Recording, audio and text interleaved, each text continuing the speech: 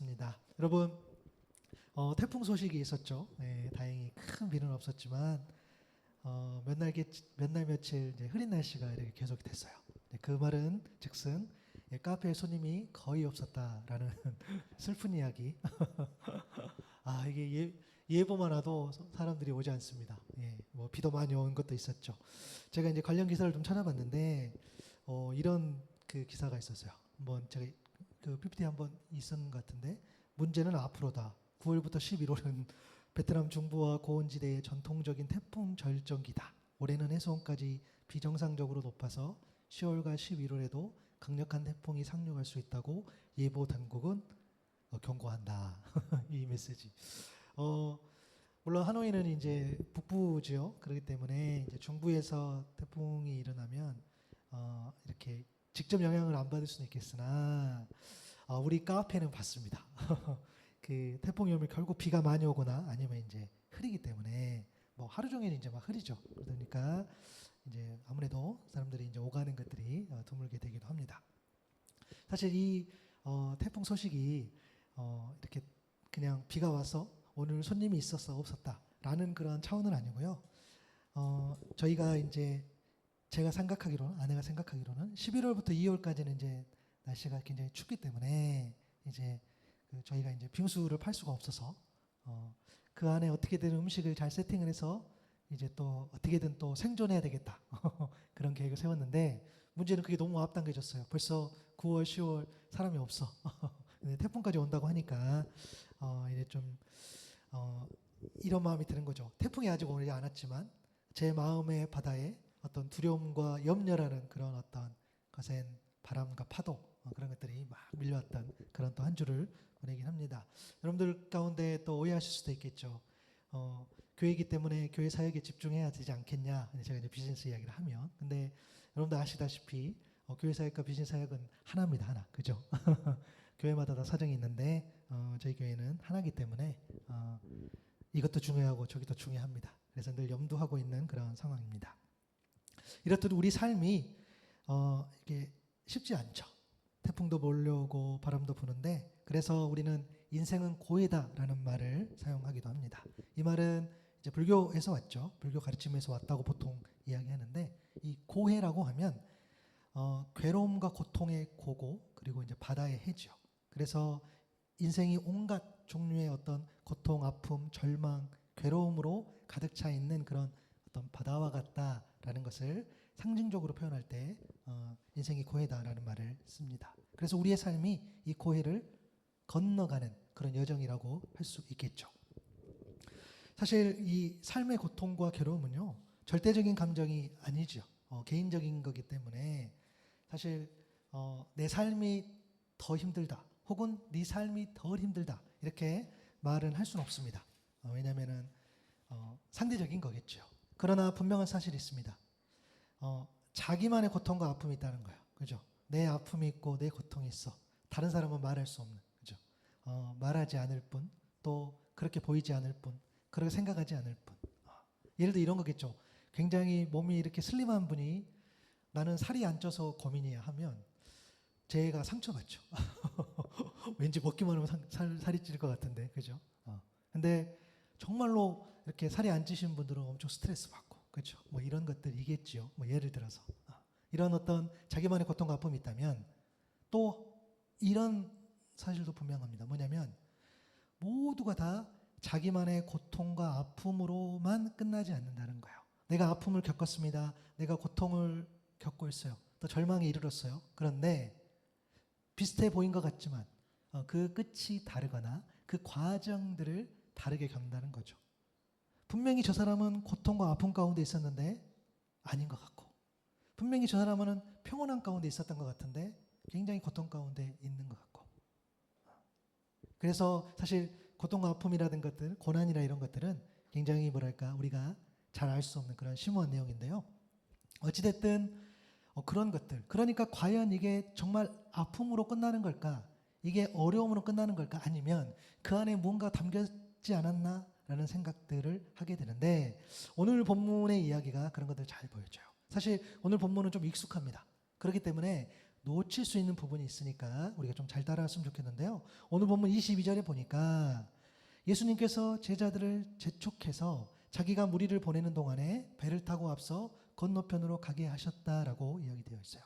근데 여기서 자세히 보시면 예수님이 행동하신 게 두 가지가 나와요. 하나는 뭐냐면 제자들을 배워 태워서 자기보다 먼저 건너편으로 가게 하셨단 말이에요. 그리고 또 하나는 뭐냐면 모였던 무리를 돌려보냈어요. 그러니까 한마디로 이런 거겠죠. 어떤 사역이 진행이 된 것 같아요. 근데 뒷정리를 예수님이 직접 하셨다는 거야. 그냥 읽으면 그냥 넘어가요. 근데 그게 아니라 조금만 자세히 보시면 예수님이 제자들을 배워 태워서 먼저 보내셨다는 거야. 그리고 뒷정리를 하셨다는 거야.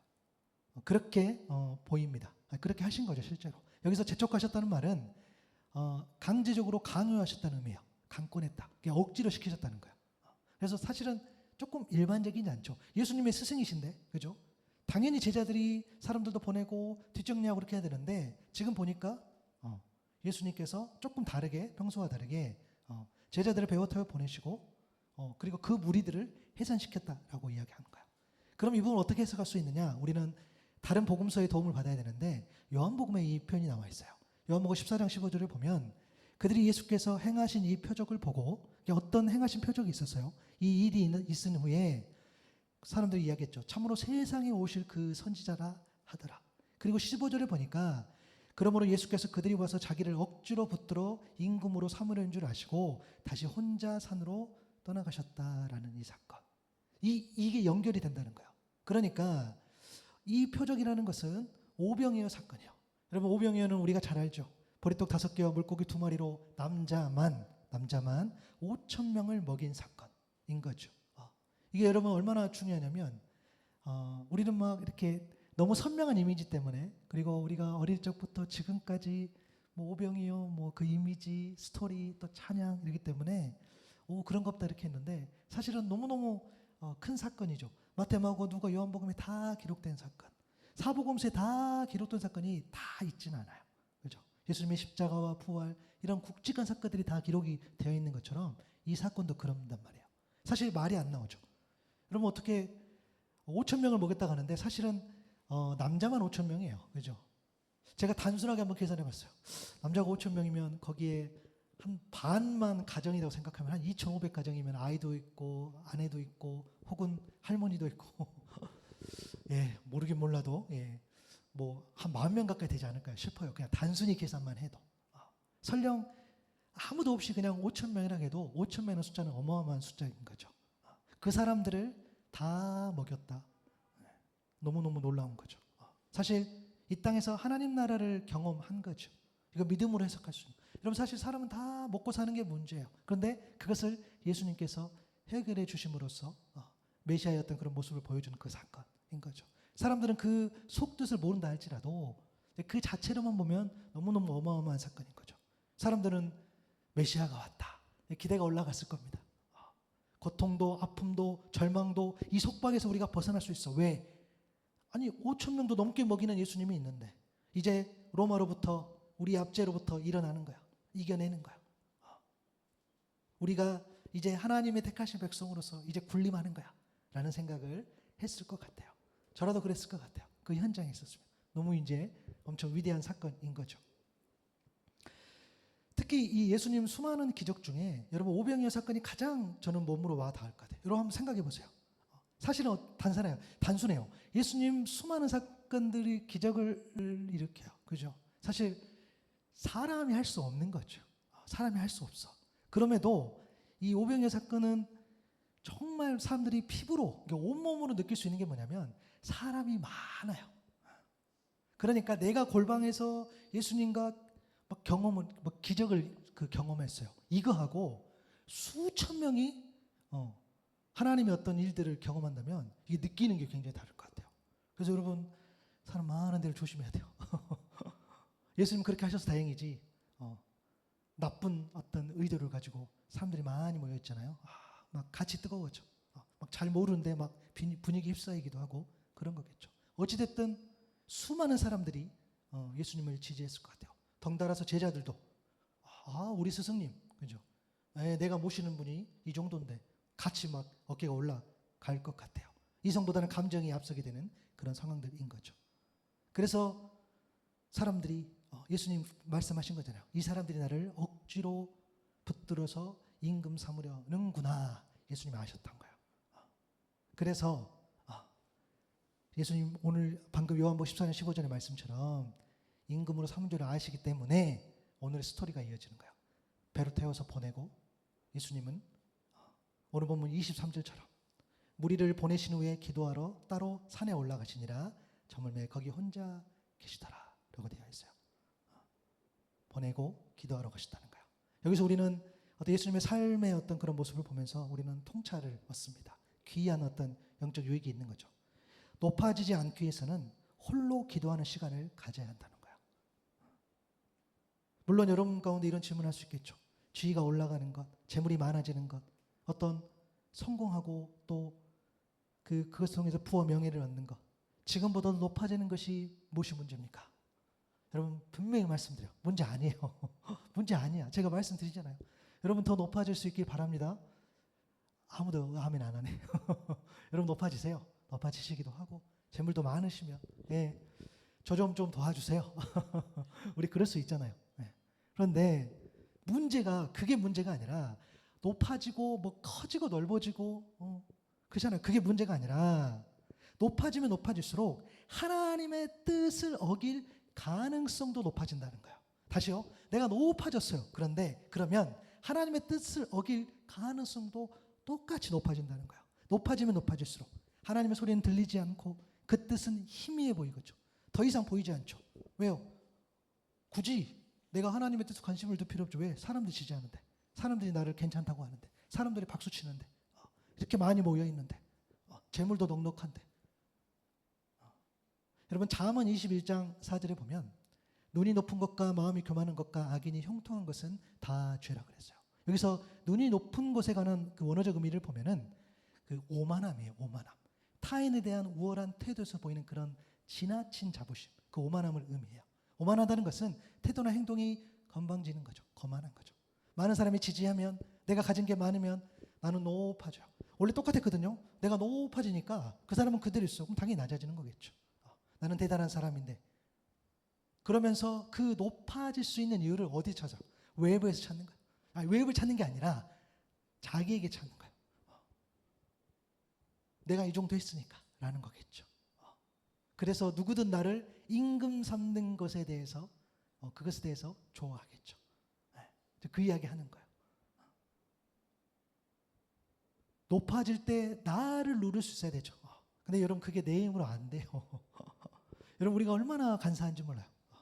이것보다 조금만 더 내가 정말 아무것도 아닌데도 지금보다 조금만 더 재물이 늘고 지위가 높아지면 또 이렇게 아랫사람을 하대하고 뭐 그래, 아랫사람을 하대하는 것처럼 그죠? 그런 삶이 우리한테 나타난다는 거예요. 그렇죠? 근데 누릴 수 있는 내 힘으로 안 돼요. 하나님만이 하실 수 있는 거예요. 성령께서 나를 만져주셔야 되는데 그 방법은 기도밖에 없다는 거예요. 그래서 하나님과의 시간을 통해서 나를 낮춰야 될 줄로 믿습니다. 왜 자꾸 기도해야 되냐? 왜 자꾸 하나님 만나야 되냐? 왜 자꾸 하나님과 그 시간들을 우리가 가질 수 있어야 되느냐? 눌러야 돼. 내 의지도 누르고 또 내 죄도 털어내고 이렇게 눌러야 된다는 거예요.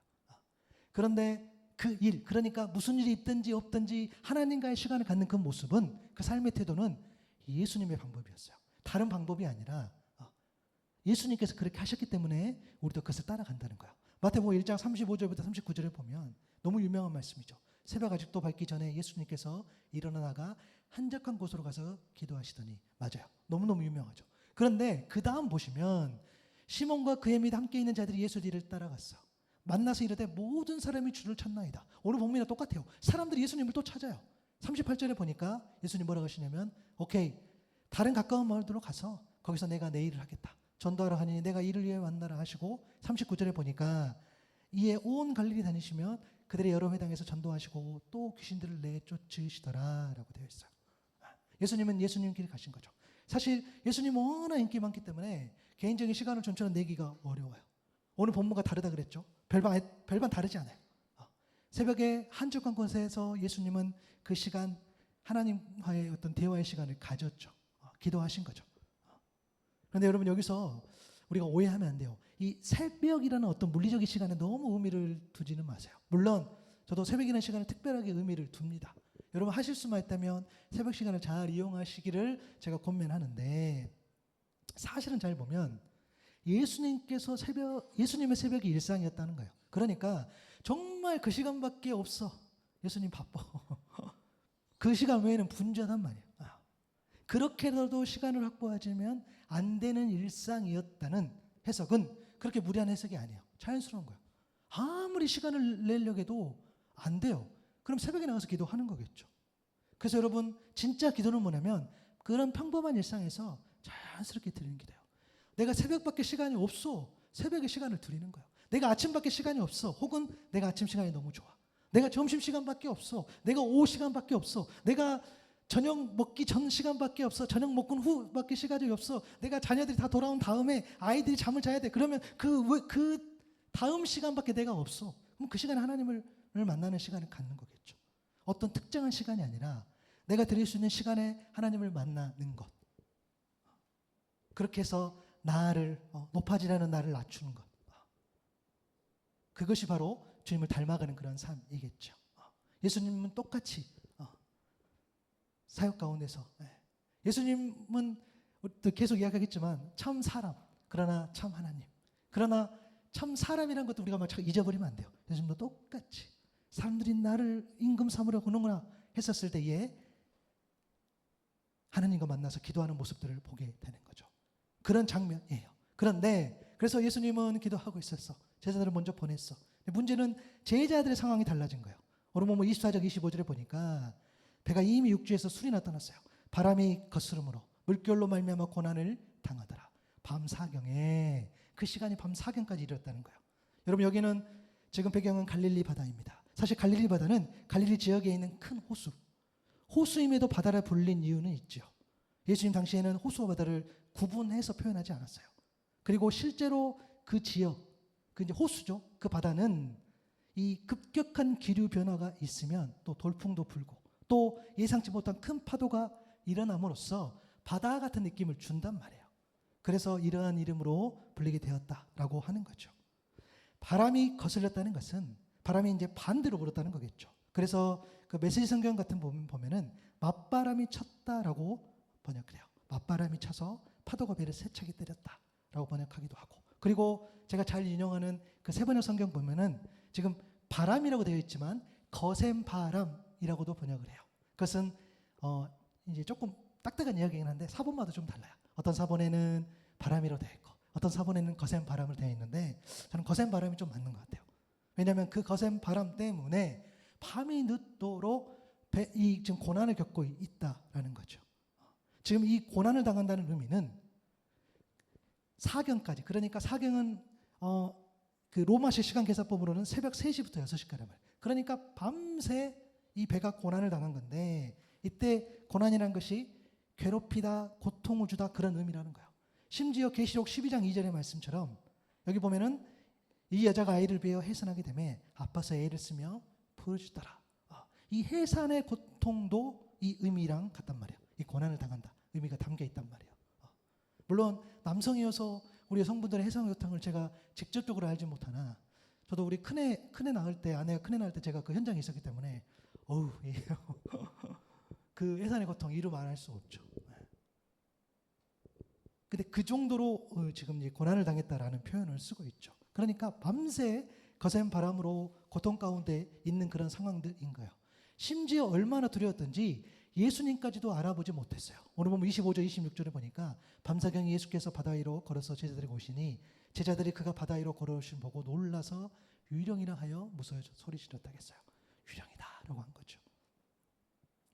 여러분 이 부분을 조금 더 깊이 있게 보려면 우리가 몇 가지 질문에 답할 수 있어야 돼요. 여러분 한번 답해 보세요. 아무리 극심한 그런 고통을 겪고 무서워도 예수님을 유령으로 알아볼 수 있을까요?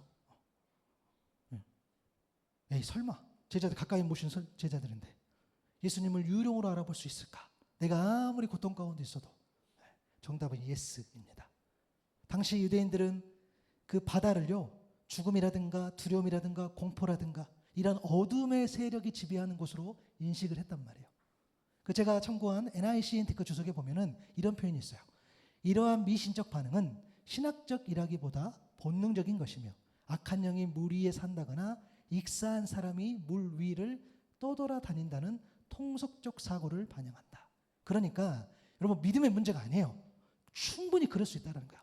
그 바다 지금 그 뭐죠? 막 그 어려움 상황까지 있는 거. 그러니까 당시 사람들이 이러한 사고 플러스 거센 바람 플러스 그리고 그 거센 바람으로 겪은 밤새 내겪은 그런 경험이 이렇게 합쳐지니까 이제 그 눈이 이렇게 가려진 거죠. 그러니까 예수님은 어떻게 해요? 위롱으로 볼 수 있다는 거예요. 여러분 우리 삶이 좀 적용해 볼까요? 거센 바람이라는 것이 나에게 일어나는 모든 문제인데 그 문제에 집중하다 보면 역시 주님이 보이지 않는다는 거예요. 잘못 보이거나 누군지도 모르겠죠. 예외가 없어요. 문제에 집중하다 보면은 문제의 주인이시고 답의 근원이시며 문제보다 더 크신 주님이 보이지 않는 거죠. 힘들 때 자꾸 우리 그러잖아요. 안 보여. 너무너무 막 문제가 크다 보니까. 그런데 진실은 뭡니까? 주님은 한 번도 그죠?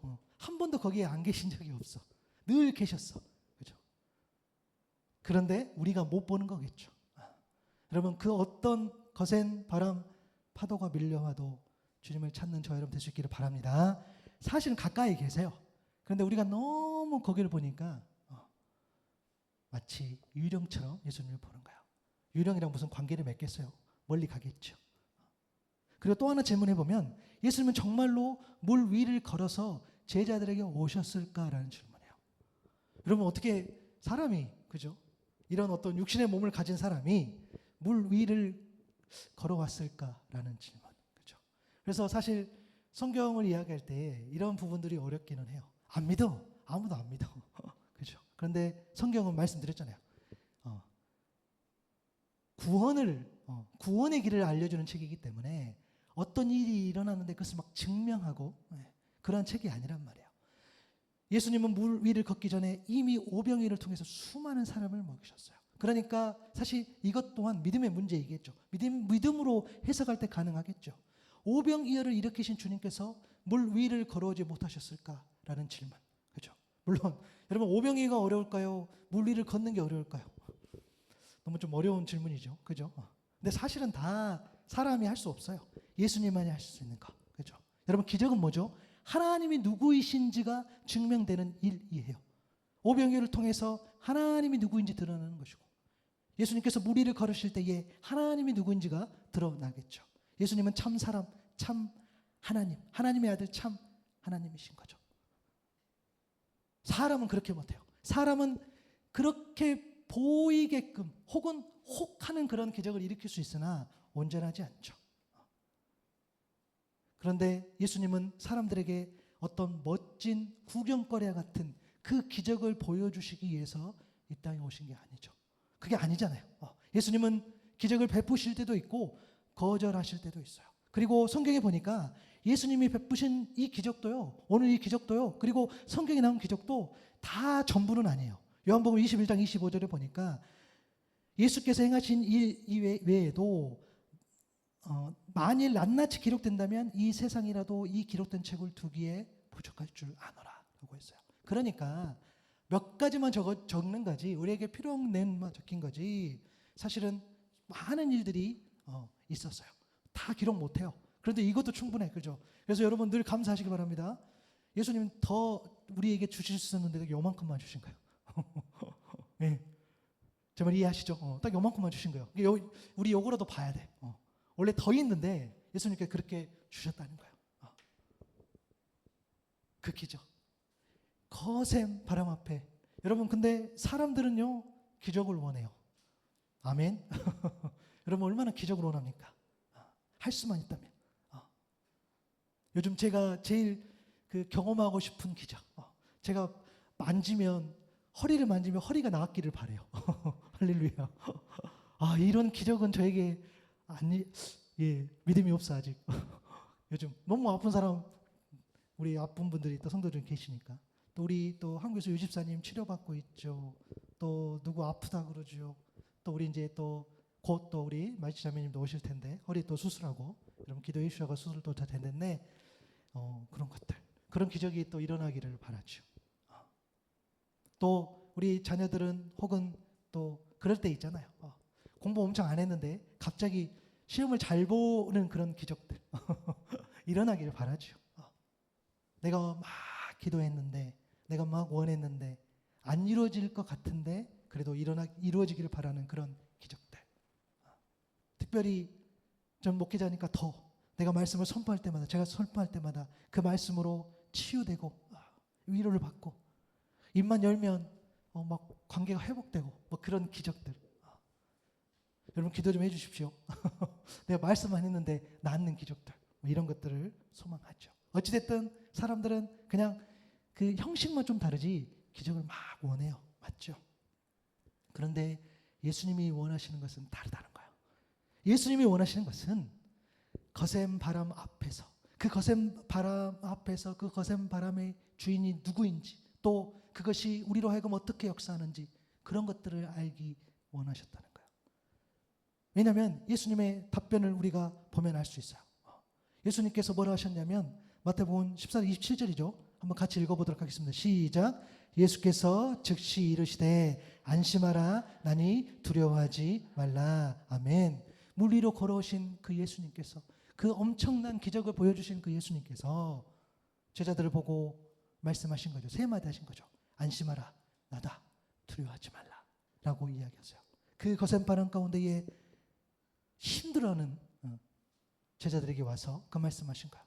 여러분 여기서 안심하라고 이야기하셨던 그 말씀은 영어 성경 보면 take courage라는 표현을 써요. 용기를 가져, 또 담대해, 또 내가 너를 위로할게 라는 그 의미가 담겨 있어요. 마태복음 9장 2절에 보면 중풍병자로 하여금 예수님 뭐라고 하셨어요? 안심하라 네 죄 사함을 받았다. 이 안심, 용기를 가져, 내가 너 위로할게 라는 이야기죠. 마가복음 10장 49절에도 보면은 맹인 바디메오에게 예수님 뭐라고 하셨냐면 안심하고 일어나 그가 너를 부르신다 하며, 요한복음 16장 33절에도 예수님 뭐라고 하셨습니까? 너희가 환난을 당하나 담대하라 내가 세상을 이겼다. 이 모든 게 다 안심하라라는 메시지인가요?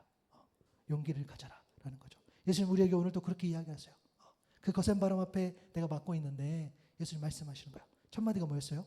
용기를 가져, 담대해, 내가 너를 위로할게, 내가 너와 함께 있을게 라는 그 메시지였습니다. 그리고 뭐라고 하셨습니까? 안심해 나다 그랬어요. 이것은 우리 요한복음에서 많이 들었던 표현이에요. 에고에이미, 그 헬라적인 표현인데요. 나가 누구냐? 나는 나야 라고 이야기하시는 거예요. 여러분 요한복음에 보니까 나는 생명의 떡이야, 나는 세상의 빛이야, 나는 양의 문이야, 나는 선한 목자야, 나는 부활이고 생명이야, 나는 길이요 진리요 생명이고 나는 참 포도나무야 했던 그 표현이 바로 이거죠. 출애굽기 3장 14절에도 보니까 하나님께서 모세에게 나타나서 뭐라고 했냐면 나는 스스로 있는 자라고, 나는 나다라고 이야기해 주세요. 그 고백. 그러니까 예수님께서 말씀하신 거예요. 야 나라니까. 나는 참 사람이지만 난 참 하나님이야. 하나님의 어떤 정체성, 하나님의 자기 계시를 표현할 때에 나는 스스로 있는 자, 나는 나다라는 한 이야기. 그 의미로서 안심의 나라니까 이야기하시는 거예요. 그리고 두려워하지 말라고 하셨어요.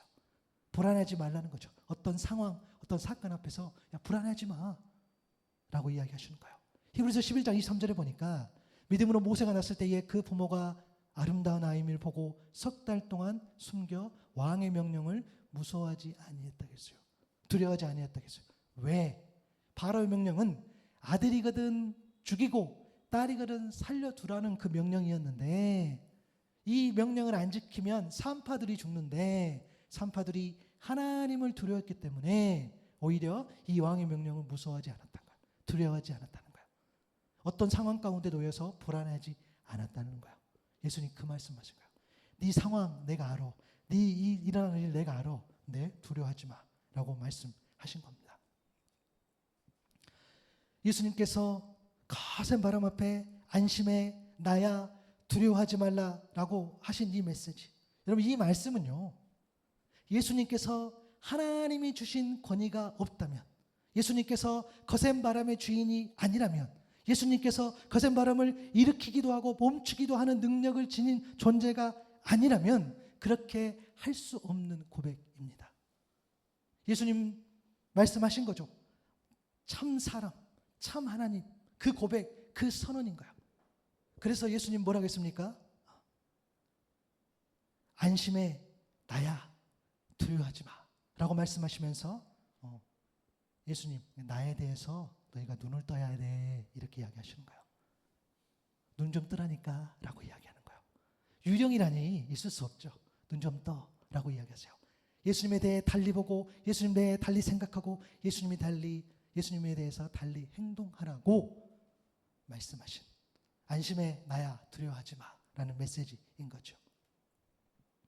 그러므로 거센 바람 앞에서 풍파 앞에서 고난과 역병 앞에서 우리에게 예수님이 원하시는 것은 우리가 거센 바람을 멈추거나 혹은 그런 피할 방법에 관심을 두는 것, 그것이 아님을 우리는 기억해야 돼요.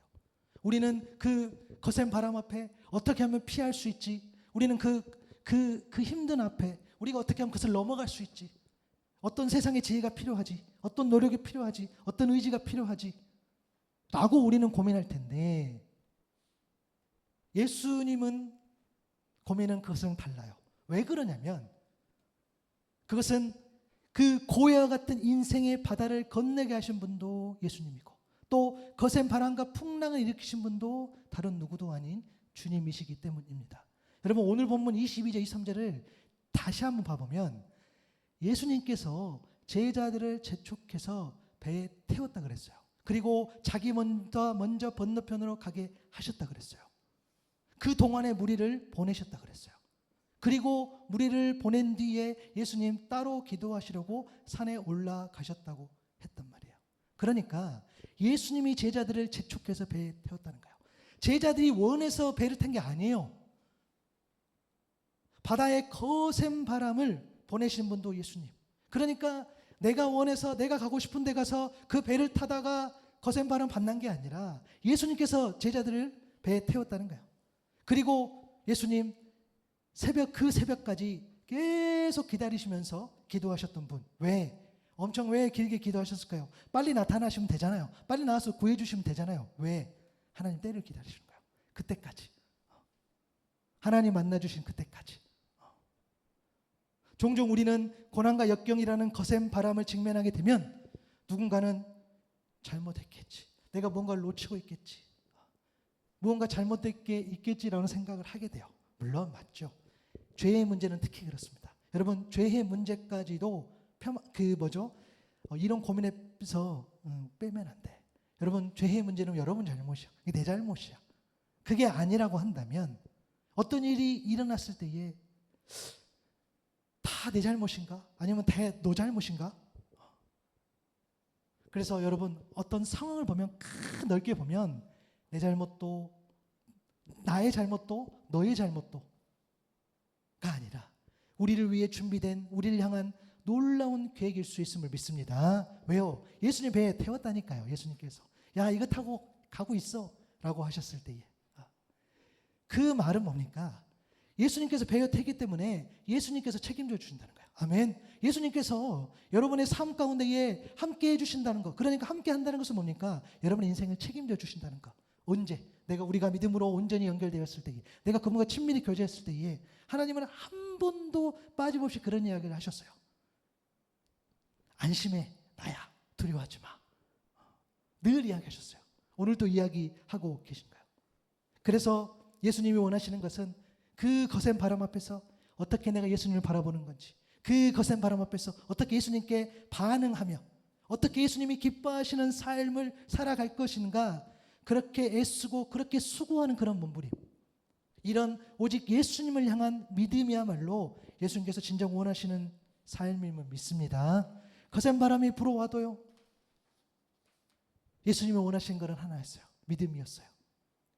근데 너무너무 안타까운 게 뭐냐면 아무리 주님께서 모든 상황의 주관자이시고 오병이어를 일으키시고 거센 바람의 주인이시라고 할지라도 그래서 그 거센 바람 앞에서 흔들리는 사람들에게 안심해 나다 두려워하지 마 그렇게 진리의 말씀을 이야기하셔도 이 말씀 앞에 믿음으로 반응하고 믿음으로 순종하는 사람은 굉장히 소수라는 거야. 몇 명 안 돼. 여러분, 제가 방금 표현한 믿음으로의 반응, 믿음으로의 순종, 이 표현을 좀 잘 기억할 수 있기를 바랍니다. 오늘 28절에 보니까 베드로가 대답하여 이르되 주여 만일 주님이시거든 나를 명하사 물 위로 오라 하소서 하니, 바다 위로 걸어오신 분이 예수님이라는 사실을 알고 베드로는 어떻게 합니까? 믿음으로 반응했어요. 그가 믿음으로 반응했다는 했다는 것은 그의 말이 증명해줘요. 주여 만일 주님이시거든 나를 명하사 물 위로 오라 하소서. 그래서 여러분, 믿음으로 반응했다는 것에 관한 제가 묵상한 정의는 이것입니다. 뭐냐면 주신 말씀의 은혜를 받고 그 은혜에 감격하여서 믿음으로 더 큰 은혜를 구하거나 믿음으로 더 큰 영적 변화를 결단하는 것, 그것이 바로 믿음으로 반응했다는 의미인 거죠. 여러분, 우리가 말씀으로 은혜 받고 더 큰 은혜를 구하거나 믿음으로 더 큰 영적 변화를 결단하는 사람 또한 언제나 소수였어요. 지금도 마찬가지고 앞으로도 마찬가지예요. 똑같은 말씀을 듣지만 믿음의 반응은 각자 다 다른 거죠. 배 안에 제자들이 있었지만 믿음으로 반응해서 더 큰 은혜를 구한 자는 베드로밖에 없었어요. 또 그가 구한 더 큰 은혜는 정말 아무나 구할 수 있는 그런 내용도 아니었어요. 굉장히 좀 특별해 보여. 주님이시라면 나도 주님처럼 물 위를 걷게 하소서. 여러분, 세상에 어떻게 물 위를 걷을 수 있겠습니까? 그죠? 우리가 어떻게, 내가 아무리 은혜를 받아도, 내가 아무리 그 은혜 때문에 뜨거워도 내가 물 위를 걷게 해주십시오라고 기도할 수 있을까라는 질문. 그래서 여러분 한번 생각해 보세요. 여러분들 은혜 받아서 내가 생각하기에 가장 무모할 정도로 어떤 고백했던 그런 고백들 오늘 집에 가서 생각해 보시기 바랍니다. 있을까 싶어요. 그런데 아무리 생각해도요, 물 위를 걷게 해주십시오라는 그런 고백을 잘 못할 것 같아요. 내가 아무리 은혜를 받았어도. 그렇죠? 맞아요. 그런데 잘 생각해 보면 여러분, 은혜 받았다면, 은혜의 근거가 되는 말씀이 있고 성령께서 은혜로 이끄신다면 은혜의 힘은 그렇게 강력하게 역사하는 줄로 믿습니다. 내가 아무리 나는 그렇게 안 될 것 같은데, 아니요. 은혜를 경험한 사람, 하나님의 그 사랑을 경험한 사람은 하나님을 향한 시간을 드렸던 시간들이 늘어나고, 하나님을 향한 어떤 내가 드렸던 그런 재물들도 늘어나고, 또 하나님을 향한 그런 내가 가지고 있던 재능들도 하나님께 더 쓰는 시간들이 늘어나는 그런 것들을 경험하게 돼요.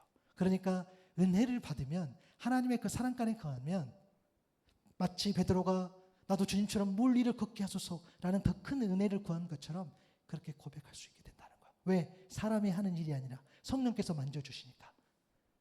여러분, 고린도전서 15장 10절에 한번 말씀 봐볼까요?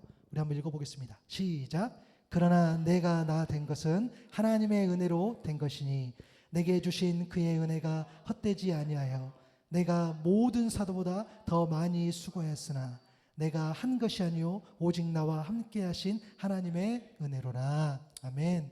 바울은 그 어떤 사도보다 수고한 것이 맞죠. 그러나 그것을 주저없이 하나님의 은혜라 고백해요. 그런데 모든 것이 하나님의 은혜라 고백하는 자도 소수예요. 그렇게 많지 않아요. 믿음으로 반응한 사람들은 늘 작은 숫자였어요. 그래서 우리는 매 순간 하나님의 은혜를 경험하는 것이 너무 중요해요. 하나님 말씀을 사모하고 성령의 능력을 의지하면서 하나님이 하실 수 있는 그런 것들을 사모하면서 우리가 기도했을 때, 그래서 여러분, 틈만 나면 기도하셔야 돼요. 그죠? 틈이 안 나는데요, 내셔야 돼. 그래서 내가 은혜를 경험해야 돼. 그럴 때에 내가 더 큰 은혜를 구하고 사모하고 그 자리로 나아갈 수 있다는 거예요. 더 큰 은혜를 경험한다고 해서 뭔가를 얻는다 개념이 아니에요. 늘 말씀드려요. 하나님은 다 있으세요. 여러분, 하나님은 부족함이 없는 분이야. 그죠? 그렇기 때문에 하나님은 우리에게 필요한 것, 우리에게 정말 꼭 있어야 될 것들은 반드시 주시고, 그러나 내가 은혜를 받으면 그 은혜 자리로 더 나아가게 되는 그런 모습들. 베드로가 지금 그런 상황에 놓인 거예요. 다 유령이다 그러고 다 거센 바람 앞에 무너져 있지만 그는 더 큰 은혜를 구했던 모습이 드러나요. 그런데 거기서 멈추지 않았죠. 예수님, 베드로가 그렇게 고백하니까 예수님 뭐라고 하셨으면은 29절에 보니까 오라 하셨어요. 오라. 와. 그러니까 베드로가 배에서 내려서 물 위로 걸어서 예수님께 갑니다. 여러분, 믿음으로 반응해서 멈추지 않고 믿음으로 순종했다는 거예요. 믿음으로 순종했다는 것은 저는 이렇게 좀 정의하고 싶어요. 더 큰 은혜를 구하고 더 큰 믿음의 반응으로 영적 변화를 결단했다는 것이 믿음의 반응이라면, 믿음으로 순종했다는 것은 결국에는 한 걸음 떼었다는 거예요. 여러분, 믿음의 반응과 순종은 달라요. 완전히 달라요. 누구나 다 은혜를 받는다니까요. 여러분, 우리가 한 단계 지금 더 나은 거예요. 내가 은혜 받지 않았지만 내가 은혜를 받았어요. 그런데 은혜는 다 받아요. 그 은혜 받은 뜨거움 때문에 너무 좋아. 더 큰 은혜를 사모하게도 되기도 하고 더 큰 은혜를 광고하게 되기도 하고, 내가 받은 은혜가 있기 때문에 비전 때문에 꿈을 꾸기도 해요. 앞으로 내가 경건 생활을 잘할 것 같기도 하고, 내가 하나님께서 맡겨주신 일도 참 잘할 것 같아요. 내가 받은 은혜가 있기 때문에 그 평안한 가운데서 내가 이것도 할 수 있을 것 같고, 내가 저것도 할 수 있을 것 같고, 내가 이제는 경건 생활을 온전히 하나님 앞에 드릴 수 있을 것 같고, 내가 시간도 드리고 물질도 드리고 재능도 드리고 내가 다 할 수 있을 것 같아요. 맞아요. 은혜 받으면 그렇게 돼요. 하나님 말씀이 내게 임하면 다른 사람이 아무리 뭐라 그래도 어디든 갈 수 있고 또 멈출 수 있고 그렇게 하나님 앞에 나아갈 수 있어요. 그런데 한 발자국 떼는 것은 또 다르다는 거예요. 정말로 그래, 네가 은혜 받았어? 네가 정말 물 위로 걸을 수 있을 만큼 네가 정말 그 은혜를 받았어? 네가 지금 고백했어? 오케이, 알았어. 거기서 뛰어내려봐. 헐. 여러분, 누구나 베드로처럼 거센 바람이 엄청 불어오는 바다 위에 그 노인 배에서 뛰어내리지는 못해요. 누구나 베드로처럼 직접 배에 내려서 내가 직접 바다 위로 걸어갔다, 그렇게 할 수 없어요. 왜? 풍랑이 일고 거센 바다가 있기 때문에 배가 제일 안전해. 그죠? 거기서 누가 내려옵니까? 내가 아무리 은혜를 받았는데, 예수님 그건 좀 아닌 것 같은데요. 못 뛰어내려. 은혜 받았다면서. 은혜는 받았는데 바람 많이 오는데 그거 뛰어내릴 수 있겠어요? 그렇게 할 수 없다는 거예요. 그래서 여기서 걸리는 거죠. 거짓말하지 마. 홀리는 거예요.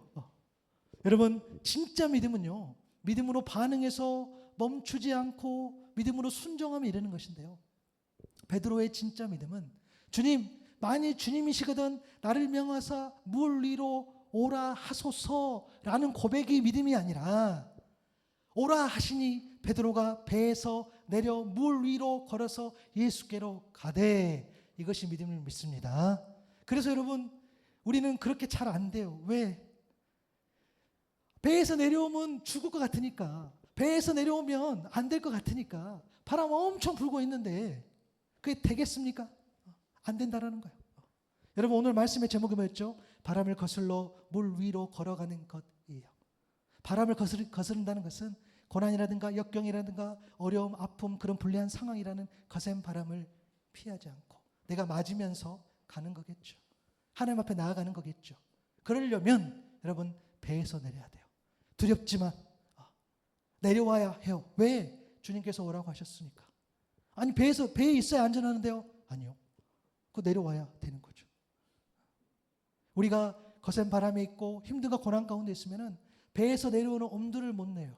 우리는 늘 안전한 걸 찾고, 우리는 늘 좀 뭔가 있어야 돼. 갖춰져야 돼. 내가 그래도 안전하게, 그렇죠? 내 몸 하나 정도는 건사했을 정도의 그런 안전함을 우리는 추구하기 때문이겠죠. 못 내려옵니다. 지난 월요일인가 화요일인가 제가 이렇게 본당에 와서 기도하는데요, 새벽에. 근데 점점 여기가 올라오기가 제가 힘들어요. 왜냐하면 뭐 기도를 안 한다라기보다는 올라오면 너무 하나님께 할 말이 많아요. 주여. 너무 많아. 너무 많아가지고 너무 막 머리가 복잡해요. 그런 거 있잖아요. 저는 이제 또 개인적으로 스타일이 또 막 물론 제가 사람한테 이런저런 이야기를 하지만 막 그렇게 이야기하지 않아요. 그래서 평소에는 정말 잘 지내요. 그죠? 여러분 어떻습니까? 요즘도 제 얼굴에 그늘이 있습니까? 연기를 잘하고 있죠. 근데 별로 없어. 그냥 잘 지내요. 근데 하나님 앞에서는 좀 달라요. 정말 다 말해. 그래서 어느 날은 막 머리가 터질 것 같아요. 너무 말을 하나님께 많이 해서 그런 거죠. 그래서 요즘에 태풍 소식이 오고 올 겨울 제가 작년에 겨울 지내봤는데 이 겨울 지금 어떻게 할지 모르겠어. 이 썰렁한 겨울 아무도 찾지 않는 이 겨울 어떻게 하지 이런 것들. 교회와 카페는 하나다.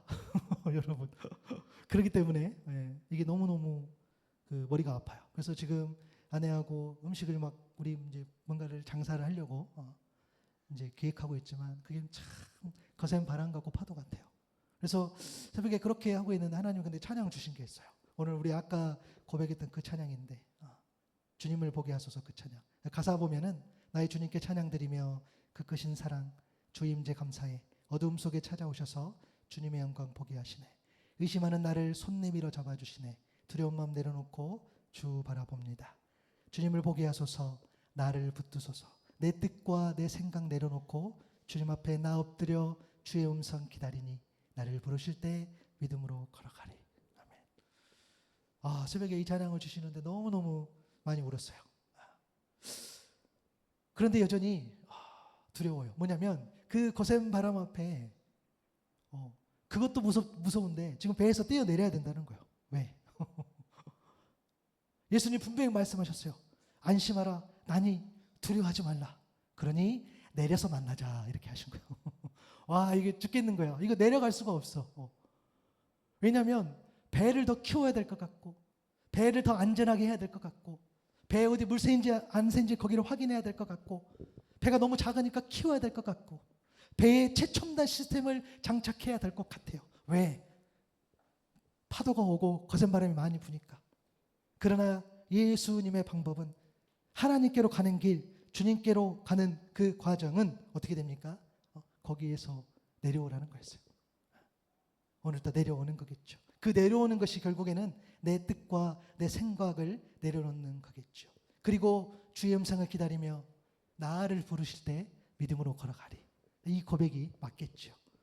물론 그 과정 가운데서 이제 오늘 보면 마지막 절이죠. 30절부터 보니까 바람을 보고 무서워 빠져가는지라 소리질러 이르되 주여 나를 구원하소서 했다 그랬어요. 그때 예수님 뭐라고 하셨습니까? 믿음이 작은 자여 왜 그렇게 의심하느냐라고 물었습니다.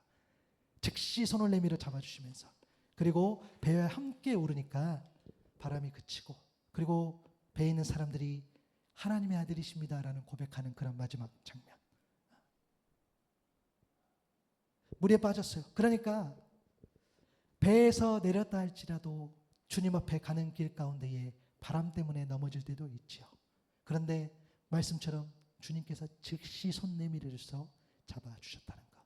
주님은 그런 분이에요. 그러니까 우리의 믿음은 이렇게 연결되겠죠. 내가 은혜를 받았어요. 배에서 뛰어내렸어요. 그런데 바람 때문에 물에 빠졌어요. 그 즉시 다시 주님을 의지하면서 손 내밀어 주신 그 손을 잡았어요. 그랬더니 배 함께 오르니 바람이 그쳤어요. 이 과정들. 예수님께서는 여전히 우리를 즉시 구원해 주신 그 믿음. 그래서 우리의 믿음이 막연하고 무모한 것이 아니라 말씀에 근거하면서 오늘 또 분명히 말씀하셨어요. 배에서 내려 안 죽어. 내렸어. 바람이 불어. 무서운데요 주님. 내가 잡아줄게. 라고 이야기하신 거죠. 여러분 계산하는 게 아니겠죠. 믿음은 계산을 넘어서는 거겠죠. 내 뜻과 내 생각과 내려놓고 하나님 신뢰하고 배에서 내려서 한 발 내딛는 것. 이것이 믿음인 줄로 믿습니다. 보니까요. 저도 그렇고 배에서 안 내려. 무슨 일 난 것 같아요. 하나님은 완벽한 우리 주님은 완벽한 믿음을 요구하시는 게 아니라니까요. 거센 바람으로 잠시 허우적거리지라도 여전히 주님을 찾는 것 그것이 믿음인 줄로 믿습니다. 내가 겪는 아픔, 고난, 절망, 두려움보다 더 큰 위대하고 크신 분 주님이시라는 거예요. 그래서 오늘 여러분께 권면하고 도전합니다. 거센 바람이 있고 풍랑이 있잖아요. 배에 타 있잖아요. 배가 안전한 것이 아니에요. 배에서 내려야 돼. 왜? 배에 주님이 계신 게 아니라 배 안에 바다에 주님이 거기 계셨어요. 거기에 서 계셨어. 여러분 오늘 말씀을 여러분 정말 믿음으로 받을 수 있기를 바랍니다. 우리는요 믿음만큼 보게 되고 믿음만큼 가게 되고 믿음만큼 경험하게 돼요. 우리가 말씀 앞에 순종하면서 배 밖으로 나가서 물 위에 서서 걸을 때 그것이 주님의 손을 잡을 것이며 또 주님과 걷는 기적을 경험하게 될 줄로 믿습니다. 배에서 나와야 돼요. 걸어내야 돼요. 여러분의 일상 가운데서 지금의 일상이 여러분이 어찌 보면은 배 안에 있는 것 같겠죠. 그래 나는 이 정도. 그래 나는 이 정도. 이 정도면 충분해. 오늘 또 배가 어둡지 않게 거센 풍파에 어둡지 않게 오늘 또 무언가를 세팅하고 그러한 삶이 내 삶에 있을 수 있겠죠. 여러분 그 모든 상황들을 이게 틀렸다 잘못됐다라고 말씀드리는 것이 아니라 영적인 의미를 부여하자는 거죠. 혹시 내가 여전히 내 안전 때문에 내 욕심 때문에 내 만족 때문에 내 배 안에 있다면 아니요. 예수님께로 가서 오히려 예수님의 배 안에 우리가 탈 수 있어야 되겠죠. 우리 주님은 우리의 믿음이 자라는 것, 우리 그 중심에 누가 있는 것 거기에 관심이 있을 줄로 믿습니다. 그래서 이 거센 바람, 이 훈련의 시간을 우리는 견뎌내야 되는 거겠죠. 여러분 부탁드립니다. 배에서 내려옵시다. 아멘. 배에서 내려와야 돼요. 내려옵시다. 사람마다 배에서 내려오는 그 상황은 다를 수 있겠죠. 배에서 내려와서 내가 받은 은혜로 더 큰 은혜를 구하되 배에서 뛰어내려서 예수님께서 함께 하자고는 그런 말씀. 오라 하시니 갔던 그 베드로. 그러나 그것 때문에 넘어졌지만 즉시 손 내밀었던 그 예수 그리스도. 그 말씀 앞에 우리도 오늘 순종하고 여러분 오늘 말씀의 제목 바람을 거슬러서 물 위에 걸으라. 바람을 거슬러 물 위에 걸었던 그 베드로처럼 우리의 삶이 그러한 삶이 될 수 있기를 바라고요. 배에서 내려와 예수님을 잡는 저 여러분 될 수 있기를 바랍니다.